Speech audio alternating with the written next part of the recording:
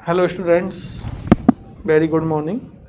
Myself Vishnu Soni, Go Science Academy online platform पर आपका welcome. तो बेटा हम लोग आज के इस क्लास के अंदर आपके जो लेसन फर्स्ट हम लोगों ने ऑनलाइन क्लासेज में क्लियर कराया है उसको कंप्लीट करेंगे, है ना। थोड़ा सा रिवाइज करते हैं क्योंकि आप लोगों के माइंड से स्लिप भी नहीं होना चाहिए। और नेक्स्ट आपके जो नीट लेवल टेस्ट होने वाला है उसमें का भी ये सिलेबस है आपके, तो दोनों ही पर्पज़ से हम लोग इस चैप्टर को वापस से एक बार थोड़ा सा फास्टली रिवाइज करते हैं, देखना है ना। तो वन बाय वन हम लोग कुछ कंसेप्ट आज की इस क्लास में क्लियर कर रहे हैं, नेक्स्ट वादा में हम लोग क्लियर करेंगे। फर्स्ट देखिए बेटा हम लोग systematic and detail description of life form, identification, nomenclature and classification, 3 component बताए थे था मैंने। Ernest Mayr the Darwin of the 20th century, Ernest Mayr को क्या कहा था? 20th सेंचुरी की 20वीं शताब्दी का डार्विन बोला है ना। आगे pioneer the currently accepted definition of a biological species, biological species की जो डेफिनेशन या बायोलॉजिकल कंसेप्ट ऑफ स्पीसीज देने वाला साइंटिस्ट भी कौन था? अर्नेस्ट मेयर था। ये मैंने कुछ ऑब्जेक्टिव क्वेश्चन भी कराए थे, वहां पर भी ये क्वेश्चन आए थे बेटा, क्लियर। आगे देखो नेक्स्ट है आपके characteristics of a living organs. Living organs के एनसीईआरटी में कितने कैरेक्टर हैं रिमाइंड करो? 5 थे ना। First is the growth, second is reproduction, third is metabolism, fourth is cellular organization और फिफ्थ इज कॉन्शियसनेस, चेतना। यही थे ना। वन बाय वन देखें क्या है।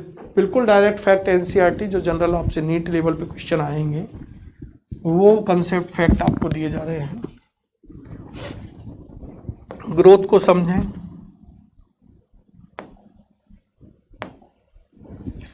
Growth twin characteristic, growth is the twin characters. वो क्या थी? Increase in mass and increase in number. यदि ऑर्गेनिज्म इंडिविजुअल्स अपने मास में और नंबर में इंक्रीजमेंट करता है, इट मीनिंग वो क्या कर रहा है? अपने आप को ग्रो कर रहा है, क्लियर। आगे देखो एक फैक्ट एनसीईआरटी में क्या था line? A multi cellular organism grow by cell division. Multi cellular organism किसके थ्रू ग्रो करते हैं? By cell division. Next in plant the growth unlimited and localized. प्लांटों के अंदर बेटा जो ग्रोथ होती है वो अनलिमिटेड होती है, कहा था ना, फिक्स नहीं होती कितने ड्यूरेशन तक होगी। और आपके क्या है? लोकलाइज्ड, फिक्स होती है, इस पार्ट में ही ग्रोथ होगी। What in animal the growth limited होती है एंड अनलोकलाइज्ड होती है, हर जगह होती रहती है। Unicellular organism grow by cell division. Unicellular organism भी किसके थ्रू ग्रो करते हैं बेटा? Cell division. और मल्टी सेलुलर भी किसके थ्रू ग्रो करते हैं? By cell division, clear. Growth of living organism from inside, growth of living organism is inside, inside होगी, अंदर होगी। लेकिन देखें आगे, growth can not be taken as a defining property of living organism as a non living also grow in mass. Non living भी अपने मास में grow करते हैं, इसलिए डिफाइनिंग प्रॉपर्टी नहीं है। Why deposition and outside, clear. इसके लिए आपको एग्जाम्पल भी दिए हुए हैं, वो थे आपके कि भाई माउंटेन है ना, सैंड एरियाज हैं, तो वहां पर क्या करते हैं? आल्सो ग्रो करते हैं, विल्डर्स थे। अगला सेकंड कैरेक्टर है रिप्रोडक्शन। व्हाट इज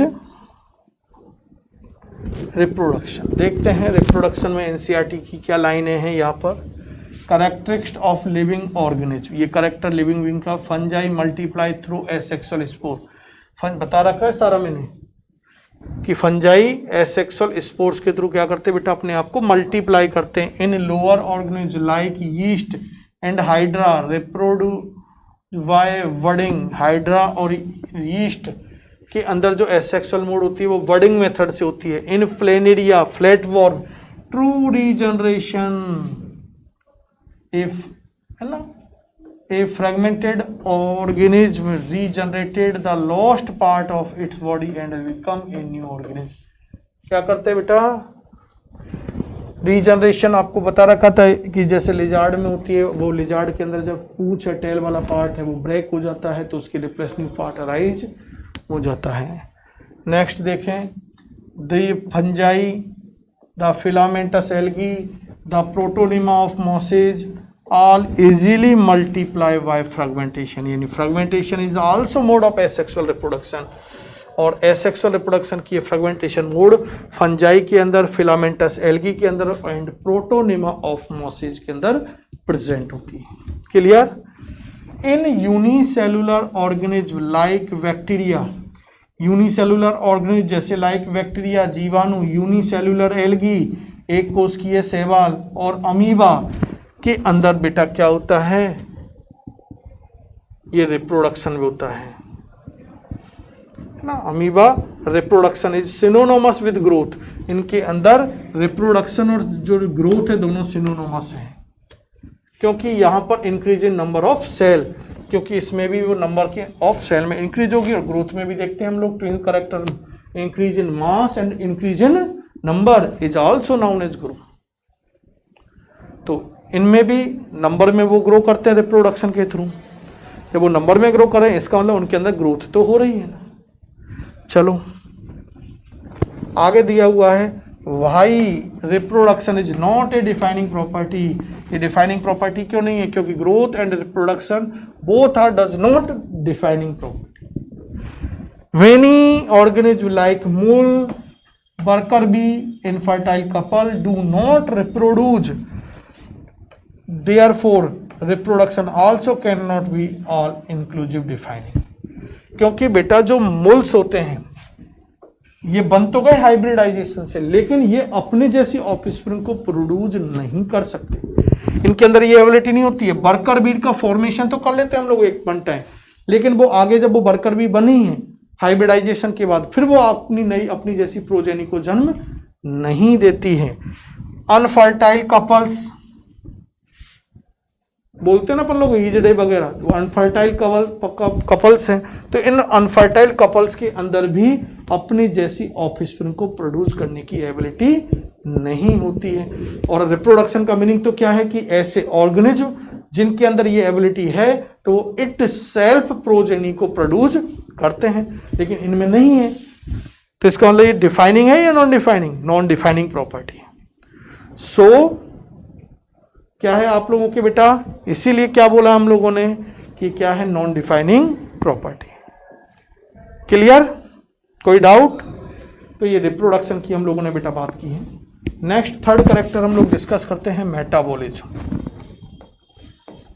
ये आपके डिफाइनिंग प्रॉपर्टी है metabolism, the sum total of all the chemical reaction occurring in cell, उनको क्या बोलेंगे बेटा, मेटाबॉलिज्म। सेल के अंदर जितनी भी केमिकल रिएक्शन होती है उनका टोटल सम, उनका कुल योग ही सम्मिलित रूप से क्या कहलाता है, मेटाबॉलिज्म उपापचयन कहलाता है। Metabolism absent in non living, and non living में एब्सेंट होता है, इसलिए डिफाइनिंग है। So they are defining property.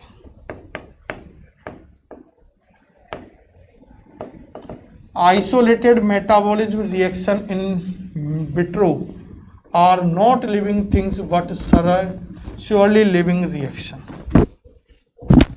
In vitro का मीनिंग क्या है कि कहीं हम लोग प्रोसेस बेटा, जो प्रोसेस हम लोग हमारी बॉडी में होती हैं उन प्रोसेस को कहाँ करके देख सकते हैं, इन विट्रो कंडीशन में। इन विट्रो का मीनिंग होता है, आपको बताया था जब क्लास रेगुलर इस टॉपिक क्लियर कराए थे तब, कि बेटा इन विट्रो का मीनिंग होता है कि जो प्रोसेस हम लोग एपरेटस में कराते हैं उन्हें इन विट्रो बोलते हैं, और जो किसी ऑर्गेनिज्म की बॉडी के इनसाइड कराते हैं उसे इन विवो बोला जाता है।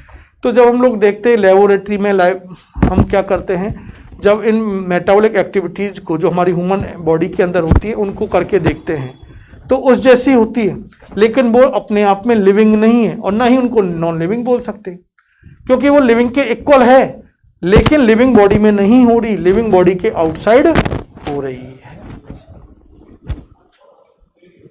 क्लियर? तो ये याद रखना आपको। नेक्स्ट आपके जो करेक्टर है वो क्या है? Consciousness. All organisms from the prokaryote to be most complex eukaryotes can sense and respond to environment cause। हर चाहे वो प्रोकैरियोटिक हो या यूकैरियोटिक हो, हर ऑर्गेनिज्म अपने एनवायरनमेंट के से जो रेस्पॉन्स सेंस है उनके अगेंस्ट वो क्या करता है, अपने आप को रेस्पॉन्स देता है। देगा ही नहीं देगा, चाहे वो प्रोकैरियोटिक की बात करें या यूकैरियोटिक की बात करें, एटमॉस्फेयर से उसको जो सेंस मिले हैं, जो मैसेज मिला है, उस मैसेज के अकॉर्डिंग वो अपने आप को रेस्पॉन्ड करता है। इट मीनिंग उसके अंदर कॉन्शियसनेस पावर है। जैसे फोटोपैराडाइज अफेक्ट